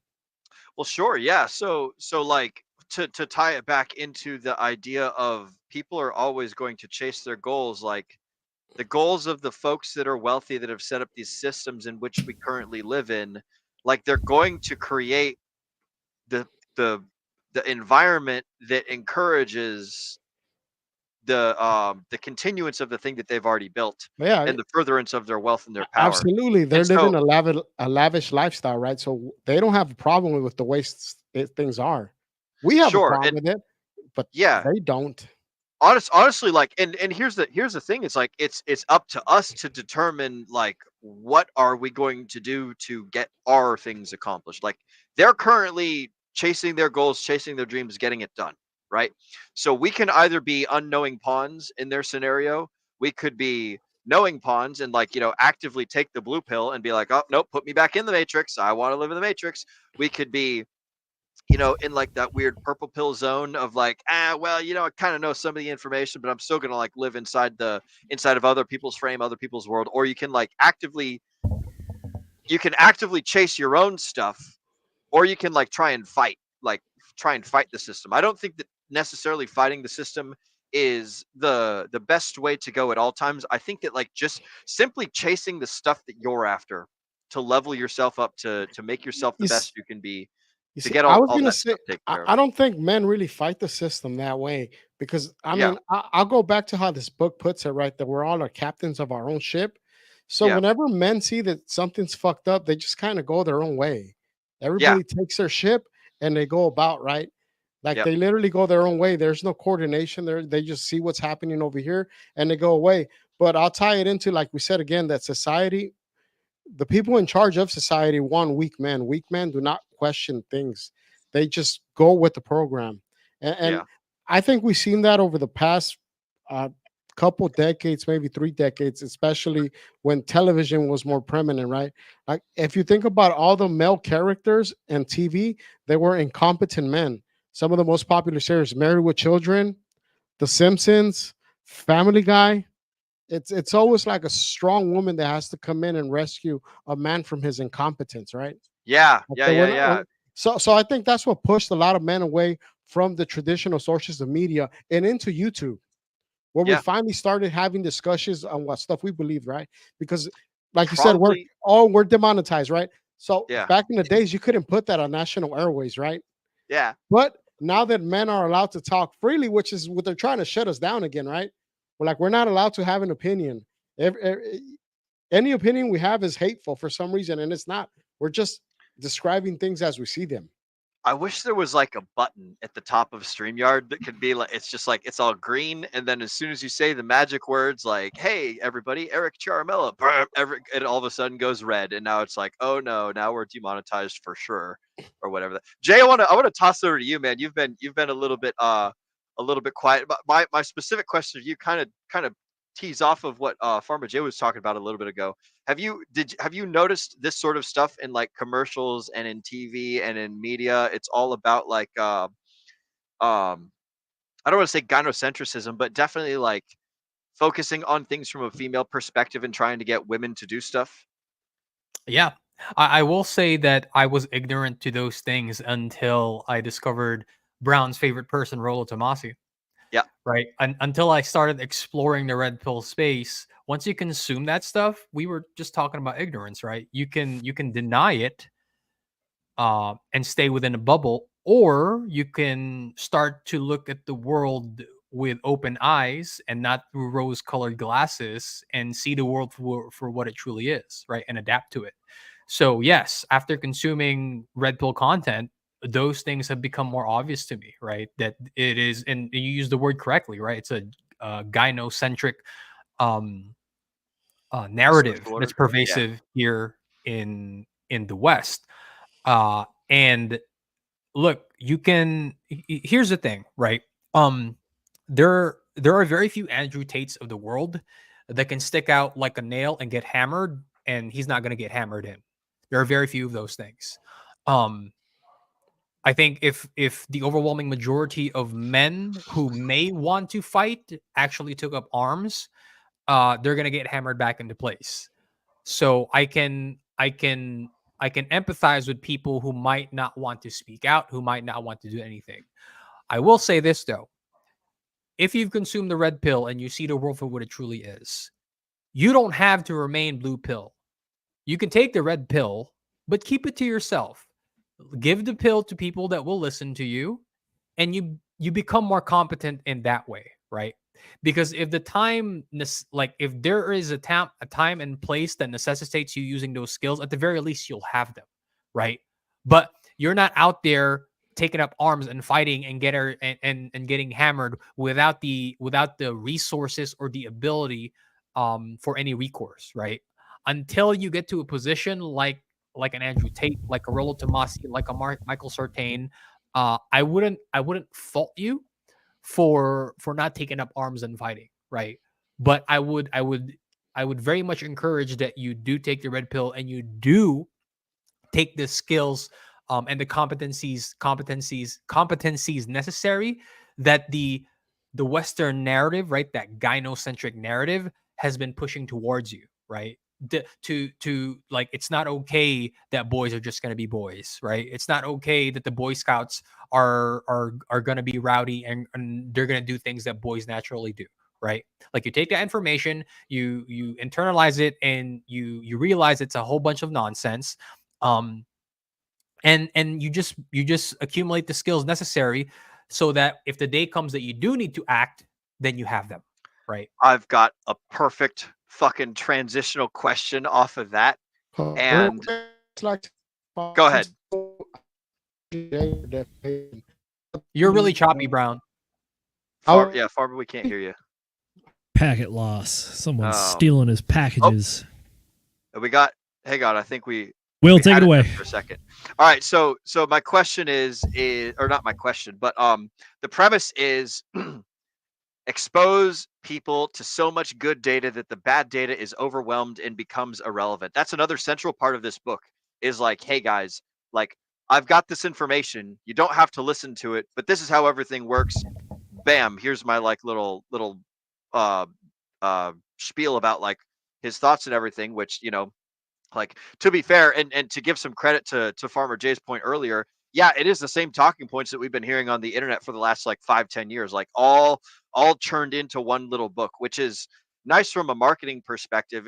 If you're new to this whole thing and you don't have that like 5 years of competency and experience and stuff, you can get all of this information packed into this one little source. So that's kind of nice from like a centralization point of view, like taking all this information. Like, you don't have to go and listen to fucking like 300 hours of Rule Zero or Rich Cooper or Fresh and Fit or Terrence Popp or Aaron Clary or whatever to get all this information. You can get a lot of it here in this one particular tiny little book. So you're totally right, Farmer Jay. But I never listened to any of those guys, by the way.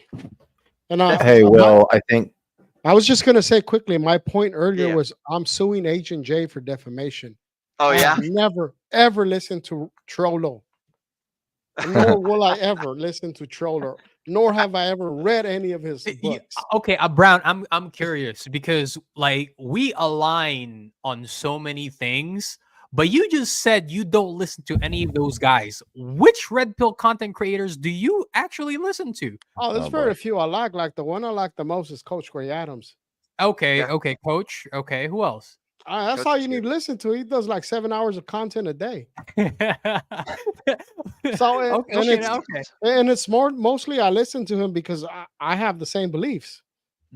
Yeah. Okay, that's fair. Because I was like, man, like Will listed off some good people there. I understand if you don't look real. I've never, and it's nothing personal against them. I just never listened to any of them. I got you. The only one I've ever I've seen some Fresh and Fit, right? But it's like that's not really something I like. I get why they do it. There's the drama with all the women there, but it's not that's really the night show too. I usually watch the day shows because that's where the actual meat is at. The sizzle is in. I like Fresh and Fit, but I'm not really into their content. Yeah. But here's the funny thing, right? And this is why I always tell people, look, don't get emotional about who presents the red pill information to you, because a lot of these guys, you might not like how they present it, but they all stand on very similar foundations. Brown listens exclusively to Coach Rick Adams, right? I listen to Fresh and Fit from time to time. Yeah. But like, but for the most part, like you don't really listen to any other content creators. No, I've never really heard of them. There's some like smaller guys here and there, but no, my issue mainly is with people that present themselves as something they're not. Yeah, but here's the point that I'm making, Brown, is that despite the fact that you listen fairly exclusively to CGA, right? We still align on a lot of the foundational stuff, right? Which tells me that, like Will was saying earlier, right? These people are just taking the information and trying to market it to a specific audience that are willing to listen to them, right? No, I think most of the red pill space, 95% of things. No, I was going to say most of the red pill space. Yeah, that was exactly what I was going to say. We all agree on about 95% of the things, and it's the 5% we disagree about that we talk about the most. It's the smallest things, but for the most part, we agree completely. Like you said, 95% of things. Speaking of agreeing completely on 95%, we're kind of going in circles a little bit here. So I'm going to bring us back to the question that I was aiming to. Will, I had something to say on that, and I was a little bit thrown off. And so, could you say the question again, so that way I'm able to? I'm going to say the question, and Nate, you're going to be the first one to answer it. So, the premise is: expose people to so much good data that the bad data is overwhelmed and becomes irrelevant. In your opinion, what is the most effective way to present positive data to influence someone's mindset, especially when they're accustomed to focusing on the negative? Yeah. So when I was listening to the book, this was actually an individual thing, not like any person themselves, right? So the idea that he was using was that, like, a girl is always going to be picking up these guys who basically just kind of like use her, right? Use and abuse her, and then she's all like, "Oh, how come I can't ever find that man?" Right? Well, the idea is because what she grew up understanding and knowing and kind of seeks after, just almost instinctively now, is these types of men. But the thing is, as soon as the right man, the correct right man comes along, she's not going to be attracted to that kind of guy. So the idea is that you need to start looking through facts and not like delete the bad ideas in your head, right? Delete the bad information in your head. The idea is instead to overwhelm better, good information and place that into your brain rather than indulging in the bad information, and then try to overwhelm that bad information with good information to the point where you have essentially convinced yourself that this is the actual proper way. And this ties in very well with the way that men naturally have to change themselves and able to level up, ascend, and become better. And this is a painful process generally because we need to fight our own belief systems. And that's a very difficult thing. Belief systems are the core of a human's existence, okay? And so you need to slowly change that existence problem, right? The belief core, and able to allow yourself to have a better life. And I would say the number one thing you want to do is you first need, kind of like how you're building a ship, you first need to have a destination. I want to be here. I don't want to be on this island anymore. So then you start building your ship. And when you're building a ship, maybe you have a few times where you're like, I think I need to use this kind of wood. Oh, it's too sturgeon and it freaking broke apart in a storm. And I survived. Whew, that was tough, but at least I know now, right? I've survived that one. Let's get some more flexible wood. Bam, it works. Okay, there we go. And you continue to build and you continue to experience and go through hardships and able to improve yourself. And now, based after years and years of all this hard time building, learning, right? All that. Now you finally are able to sit here and say, I have a reliable ship. I'm very competent at guiding you through the seas, and I can get you to your destination. Now you can say, customers or riders, come to my ship and I will get you there. Passengers, right? I will get you to the place that you need to go. So I'm gonna bring it back to the question, which I think you kind of answered, but I want to be sure that it was individual, by the way. I don't know why you said it was like all people in general, unless I heard it incorrectly, but that was the whole thing that I was hearing. The question is, how do we get people? What's the most effective way to present positive data to influence someone's mindset, especially when they're accustomed to focusing on the negative? So it's basically like, how do we sell better information to people, right? Because we have to. I don't remember that one, because the information that you were saying on that one specifically, I read as it was individual, and that's what I was hearing it as. Did I just hear that incorrectly? Like, Zenith, am I wrong on this one? I don't know what you're referring to, but to bring it back to what the book is talking about, specifically the question here is from one of the chapters where the author is talking about the idea that we have some sort of evolutionary biology desire for certain things that we also logically know are not great for us. This part of the book was specifically aimed at the ladies. It's the idea that the bad boy archetype will get you going, but you also understand that is not great for your personal self-interest or for procreation or longevity. So how do you rectify this? Because you can tell yourself that you want the correct things, but when that thing that is very carnal and is really rooted in the hindbrain, or that monkey brain, as Joe Rogan would say, is how do you get yourself off of that? And what the author is alluding to here is it's called two things. Well, it's based on one thing in psychology, and then it's actually put into another in practice. The first is operant conditioning. It's the idea that you can train the brain based on certain specific inputs and triggers to feel a certain way or anticipate some sort of action or reaction that will be happening to you. In practice, this is called cognitive behavioral therapy. This is the idea that when you go to therapy, the way to actually work your way through problems is to build out that logical chain of, I feel a certain thing. What is the thing that makes me feel that way? Take it even layers deeper than that and say, these are the activities, the behaviors, the routines that lead me into these activities and things that make me feel this certain way consistently. Okay, now that we know the process, how do we reverse engineer how to break this cycle and change it to something that's more positive? So to Will's question, the idea is, how do we get people to want to do the things that you know are good for you, but deep down in your gut you don't enjoy doing? The answer is CBT, or operant conditioning. Basically, you got to logically and rationally tell yourself through the process, through the entire process, step by step, to get to the point where you want to be. The way that you do that is you rationalize it through good data, and through a lot of good data, which is what the author is talking about here.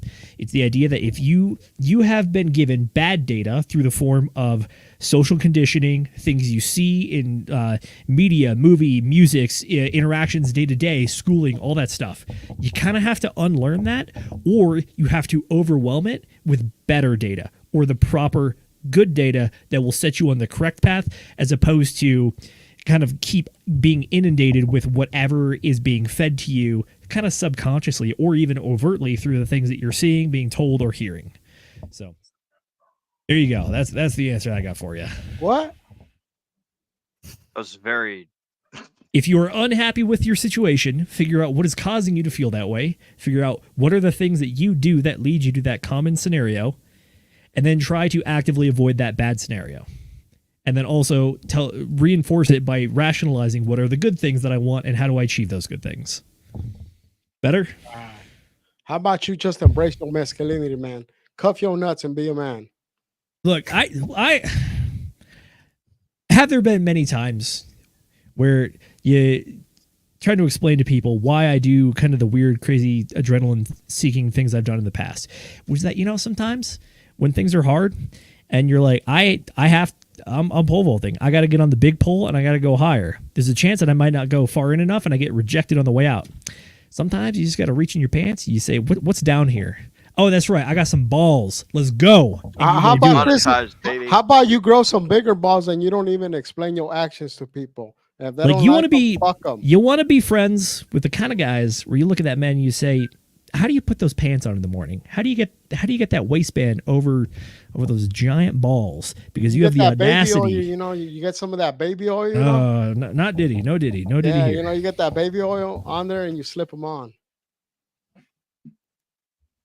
You are correct, right. though, which is that sometimes you just got to be like, yeah, we're sacking up. We got to do this.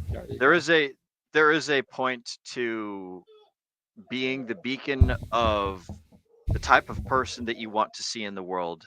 And if I'm not mistaken, Farmer G, I think that's like something that you had mentioned earlier on in the stream about like thinking that this gentleman Orion was a little bit like hypocrite. I am not sure Hey, we got a dog right now, but there's a okay. Please, whoever that was, please mute yourself if there is noise in the background. Fuck, what was I saying? In the beginning of the stream, Farmer, you were talking about how the homeboy, the author, did not look like he was a person that was worthy of respect and admiration, or something along those extent. And I think that he looked like a goofy ass motherfucker.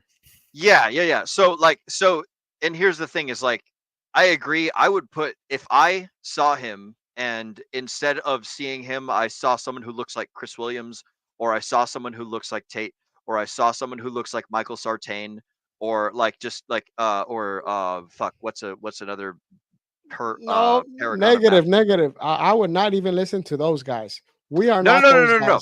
I'm describing a physique type, a type of person. So like there's body language things that you can do to compose yourself. Yeah, but most guys don't live their experiences. I'm agreeing with you, Farmer J. I'm trying to identify the specific things. No, yes, I think you're going on the other side of the spectrum, where you got the super goofies, and then you got the what is it, Wallace? Overcompensation. Is that what you're trying to go for? No, you got the goofy guys, and then you have the guys that excel in life, right? And I think for a normal man, it's hard to compare or take advice from them. Like, you don't live their lifestyle. What was that guy? You don't look like Thor, right? We're not Thor. So Will was getting to the fact that like I don't really like these guys that talk about a lot of this stuff. I don't really like taking advice from them because they look like individuals that are not people I would want to take advice from. I was, to be clear, I was trying to describe a more holistic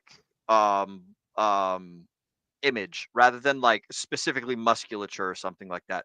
Like there's something about a man who carries himself confidently, like the way that he has a particular stride, like where he places his shoulders, the direction that like the movements of his eyes, right? Like if I walk around like this all the time, like you said, more of a masculine, less seriously than if I walk around like this. Yeah, more of something you would describe like a man that carries himself in a more masculine manner. Yeah, absolutely. Yeah. So I agree that like I don't think that the gentleman Orion portrays himself publicly to be that same type of person. Whatever his deal is, whatever his proclivities are. He's got his own goals, his own things. But I would certainly trust and believe him more if he did seem like he had more of that dominant masculine presence.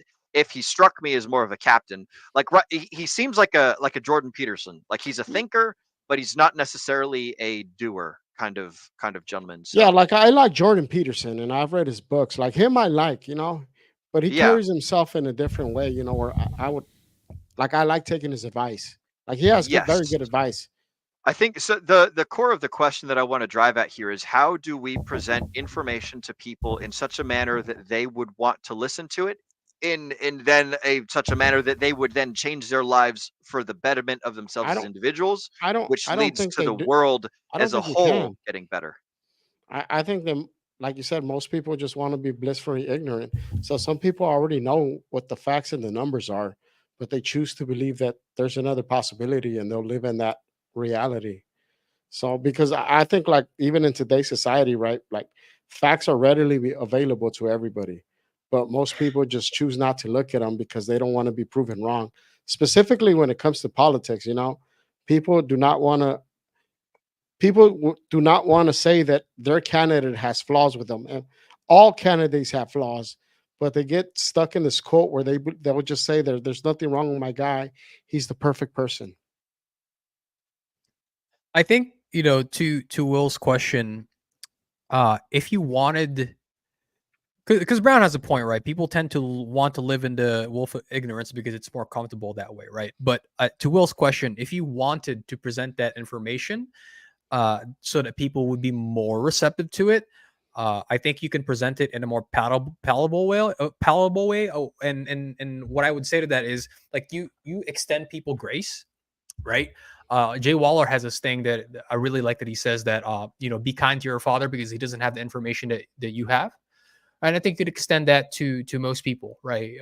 We talk about the red pill space and because we're fairly entrenched in it, but most people don't have the information, right? Like if you berated folks into taking the red pill, then they're much less likely to accept it, right? But if you extend them some grace, realize that they might not see the world the way that you see it.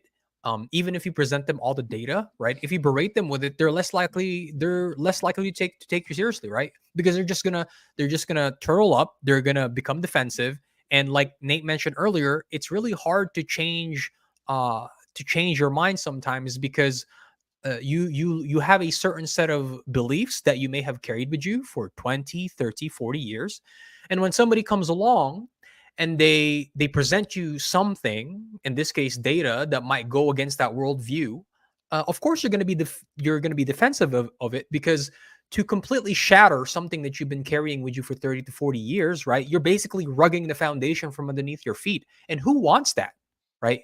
Because it's a betrayal in some sort. And who wants to be betrayed? Who wants to feel betrayed? Nobody. Certainly not betrayed by the worldview that you've been carrying with you for 30 to 40 years.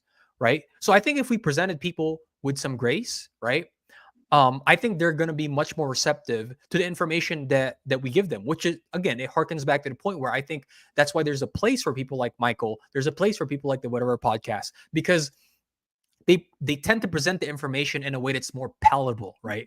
When Myron says something to you, it's like it's this way or the fucking highway, right? And not many people initially are receptive to that, right? So, like, obviously there's a wide variety of people that are, right? But if we were to appeal to everybody else in the middle of the bell curve, then I think, extending them some grace, giving the information to them in a way that is not like finger waving and like hey, you do this or else, right? It's like I think we'd have much more success in that regard. I think that's how you allow people to pay attention more to the good data and less to the bad stuff. The idea is not to come across as like butthurt or anything like that, right? You catch more flies with honey than you do vinegar, and a spoonful of sugar helps the medicine go down. As much as some people may be like, I'm real hard, you got to get in the gym and suffer more. It's like, well, okay, sure. Don't say that to the majority of humans, because that is not the way they're just going to run away from that. Yeah. By doing that, they will literally turn around and run. Yeah. And that's ultimately hurting and harming others, I would say, because you're trying to help as many people as possible, and enable to help as many as possible. Well, you got to add a little bit of sugar in there. On the subject of sugar, Nate, we're going to do a final round of chat shoutouts, and then we're going to go ahead and move to close the stream because we are coming up to our 2-hour mark here in the very near future. Mrs. Producer, if you don't mind, let's go ahead and bring up some of those fan fucking tastic chat motherfucking shoutouts, everyone. So first up and foremost, we have Mr. Crypto Compassion saying, hey, everyone.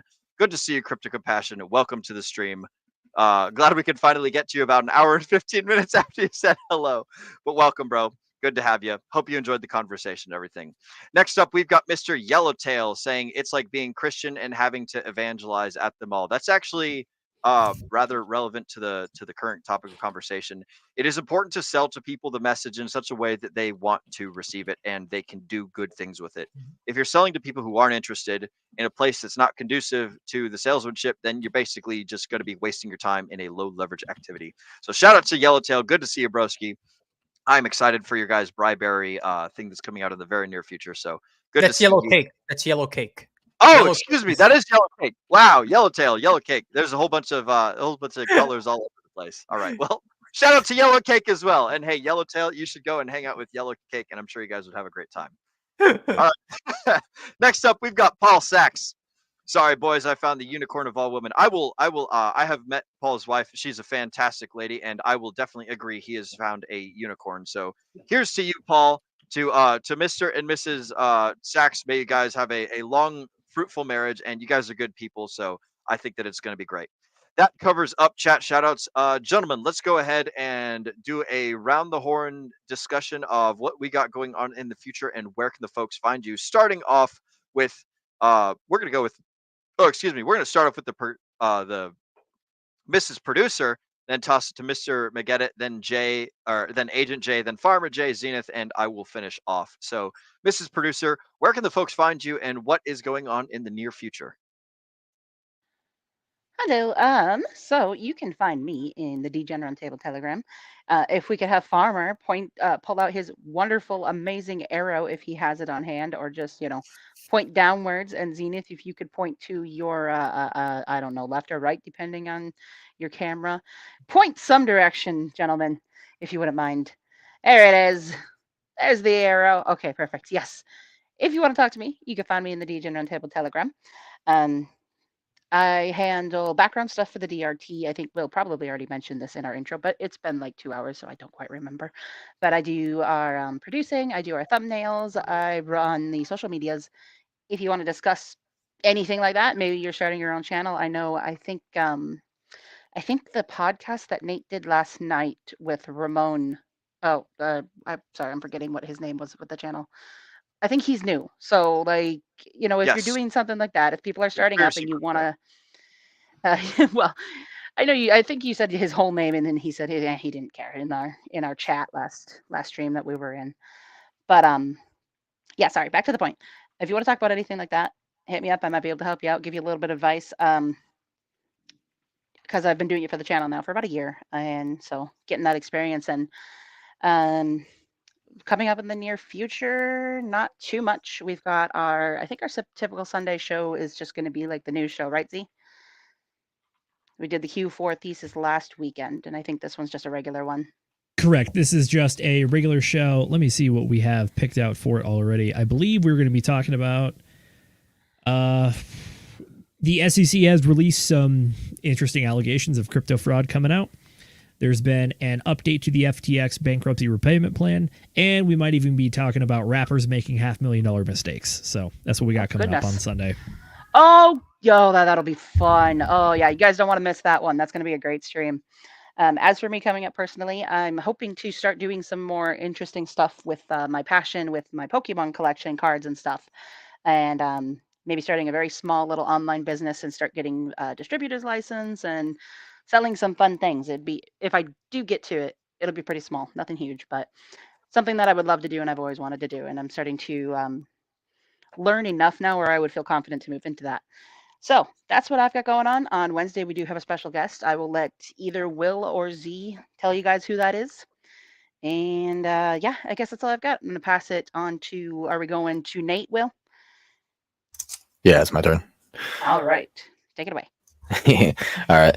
Yeah. I am Nate McGettit, the ascending man, always trying to do better, improve myself, and always get to that next level. I encourage everybody else to follow along with me and try to ascend themselves, because this is something that is only ever a net positive for yourself. And so being here on the book club, that's what we try and do. Obviously, we want to try and get into those mindsets. We want to try and learn the ways that people who have ascended before us have done it. And so therefore we are able to do it ourselves. With that being said, yes, I will be, if I get my camera by Monday, which I'm pretty sure it'll come in, I'll be having my ascending tech on Tuesday. and I think we're going to be going through the Genius token, an extreme deep dive with Robert and somebody, he basically a dev that he has a sort of, as you may say, like a special guest or whatever. He's keeping it secret, so he's like, this guy will blow your mind and how much he knows. And so really looking forward to an extreme in-depth look at exactly how Genny works. That'll be happening Tuesday. It'll be 8 p.m. Central Standard Time. And with that, I will also be looking forward to the special guest. Have we announced the special guest right now? Special guest for Wednesday is going to be Axis Alive. Okay. Axis is coming on for Wednesday, and we are very excited to talk with him about everything going on with the crypto markets, specifically some of the larger stuff going on. And specifically, I bet we're going to have some Pulse Chain and Hex conversation as well, which I'm very much looking forward to. Hell yeah, it's going to be an absolutely fantastic show. So I'll be on Wednesday as well. And then I'll basically be streaming literally every single day from Tuesday, Wednesday, Thursday, Friday. Then, just like I'm going to be doing tomorrow, taking a break on Saturday, and we'll be having a good time. In fact, actually, I think I'm going to be going to some stores and picking up some new suits and outfits, which will be really awesome. Maybe I could get you guys some pictures. That'd be cool. But if you want to see all that stuff, you need to get into our Telegram. Absolutely, right below Farmer J. Get in there. That's how you make money. Because if you're not making money, it's probably because you're not in our Telegram, quite frankly. So yeah, no, get the hell in there and don't be poor. Agent J, what's new with you, or what's coming up? Well, a lot of things. So if you noticed, the past few days, the crypto market has been kind of erratic because we got the CPI numbers, and it came in. When I say a bit hotter, I mean like 0.1% hotter than expected. And then we got the news that the PPI numbers were good. The job reports came back and they were also good. So people are kind of confused. They're bearish one second, they're bullish the next. And then we just got news from Mt. Gox that they were going to be delaying payments until 2025. So that's also bullish. So never a dull moment in the crypto market. So we're probably going to be discussing all of that and more on the Sunday episode. As always, thank you for joining us this wonderful Friday evening. We know that time is your most valuable asset, and we do appreciate that you spend some of that time here with us. Like the damn video, comment, subscribe, scan the QR code, jump in the Telegram channel. Farmer J, where can the people find you? All right. Excellent. You guys can find Farmer J in the Degen Roundtable Telegram chat. Again, for those of you that are listening on audio, it is t.me/DRT join now. Again, that is t.me/DRT join now. Do you have anything for the folks at home, Farmer, or just the arrow? No, yeah, just the arrow. And it was a nice passionate discussion with you fellas. It was passionate is a good description. It's been a good discussion. We definitely deviated quite a bit from the book, but we covered a lot of the relevant topics that are like intrinsic to the book. So I think the book led to the discussion though. So yes, for sure. Absolutely did. So it was a good roll of conversation, and we had lots of thoughts that were covered. Any final thoughts for the folks at home? No, just you folks have a great weekend and stay safe out there. Don't drink and drive. Get high and fly. Excellent. Oh, there we go. That's great advice. Mr. Zenith, what have you got going on in the near future, and where can the folks find you? We got all of the usual stuff coming up. This Sunday, we have our normal flagship news show and macro econ analysis. That's specifically what we're talking about. All the good stuff that Jay mentioned, which is that we have CPI numbers, we have PPI, we have some jobs reports, and we also have all the news articles we talked about. Other than that, again, Axis Alive coming on Wednesday, so tune in for that one. We are very excited to hang out with one of our favorite people in the space. And then after that, it's my turn. It's my turn to pick a book. And I am going slightly into Torture the Gang territory because next week we're going to be covering The Prince by Niccolo Machiavelli. And then after that, by the way, 2 weeks after that, I'm choosing this one in advance so that everyone can get their physical copies ahead of time because, unfortunately, there's no audiobook for it, but I have heard this is highly recommended. We are going to be covering The Great Wave by David Hackett Fisher. There you go. Right. The Great Wave. It's a little thick, but the crazy part is that this part is the actual book. This is all appendices. Wow. So, a lot of good data in this one, and hopefully it's not too long. I think it's about like 256 pages of actual like writing, and then the rest of it is all just references. So Should be a good time. Get your copies early and get ready for it. It's gonna be good. I'm looking forward to it. I hope you guys are too. So, Zenith, can you please repeat the second book for me? I'm typing it up in the DRT schedule right now.